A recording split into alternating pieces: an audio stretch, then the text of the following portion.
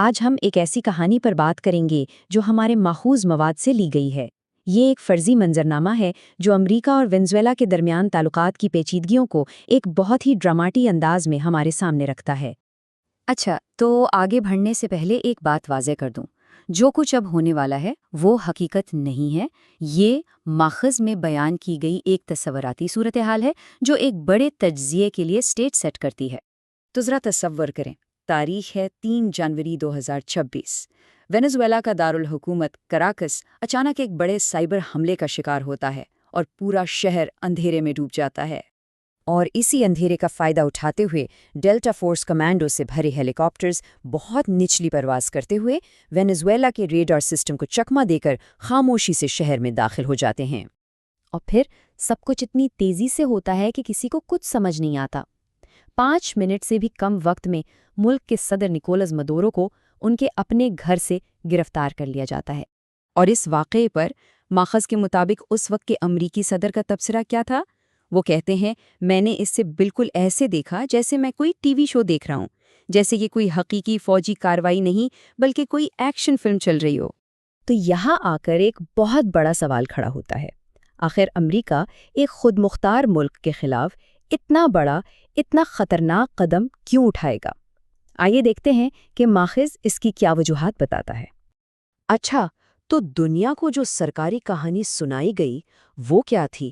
اس پورے آپریشن کا جواز پیش کیا گیا منشیات کے خلاف جنگ کے نام پر۔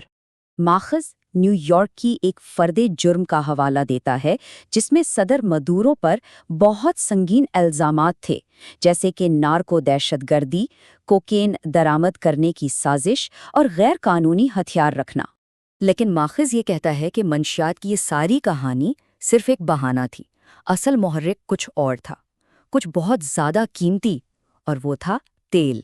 ذرا اس نمبر کو دیکھیں، 303 ارب بیرل۔ یہ وینزویلا کے تیل کے ذخائر کا سائز ہے جو اسے دنیا کا سب سے بڑا تیل پیدا کرنے والا ملک بناتا ہے۔ ماخذ کے مطابق اصل کھیل اسی خزانے کا تھا۔ یہ چارٹ اس بات کو اور بھی صاف کر دیتا ہے، وینزویلا کے ذخائر سعودی عرب سے بھی زیادہ ہے۔ اس سے اندازہ ہوتا ہے کہ عالمی توانائی کی مارکیٹ میں وینزویلا کی اہمیت کتنی زیادہ ہے۔ اور پھر ماخذ میں ٹرمپ سے منسوب یہ بیان سامنے آتا ہے جو اس فرضی آپریشن کے ٹھیک ایک دن بعد کا ہے۔ انہوں نے ہم سے تیل چھین لیا۔ یہ الفاظ تیل والے مقصد کو تقریباً واضح کر دیتے ہیں۔ لیکن یہ سب کچھ اچانک نہیں ہوا۔ ماخذ کے مطابق یہ کشیدگی کئی دہائیوں پرانی ہے اور اس کی جڑیں ہمیشہ سے تیل پر کنٹرول کی جنگ میں رہی ہیں۔ ایک وقت تھا جب امریکہ وینزویلا کو اپنا سب سے اچھا دوست کہتا تھا، لیکن پھر ہیوگو شاویز اقتدار میں آئے، انہوں نے تیل کی صنعت کو قومی ملکیت میں لیا اور بس وہیں سے تعلقات بگڑتے چلے گئے، جس کا نتیجہ سخت ترین پابندیوں کی صورت میں نکلا۔ اب آتے ہیں اس سرکاری منشیات والی دلیل پر۔ ماخذ اسے پوری طرح چیلنج کرتا ہے۔ اس کا کہنا ہے کہ وینزویلا منشیات کی سمگلنگ کا کوئی بڑا مرکز نہیں، بلکہ امریکہ میں زیادہ تر کوکین کولمبیا اور میکسیکو جیسے ملکوں سے پہنچتی ہے۔ ماخذ میں دیے گئے یہ اعداد و شمار اس فرق کو اور بھی واضح کرتے ہیں۔ وینزویلا سے سالانہ 200 سے 250 میٹرک ٹن کوکین برآمد ہوتی ہے، جبکہ گواٹےمالا اور میکسیکو سے یہ مقدار 1400 میٹرک ٹن سے بھی زیادہ ہے۔ تو پھر اصل ہدف وینزویلا ہی کیوں؟ اس فرضی کارروائی نے صرف 2 ملکوں کے تعلقات کو خراب نہیں کیا، بلکہ اس نے پوری دنیا میں قانونی اور اخلاقی سوالات کا ایک طوفان کھڑا کر دیا۔ ماخوذ کے مطابق عالمی رد عمل بہت تیز اور سخت تھا۔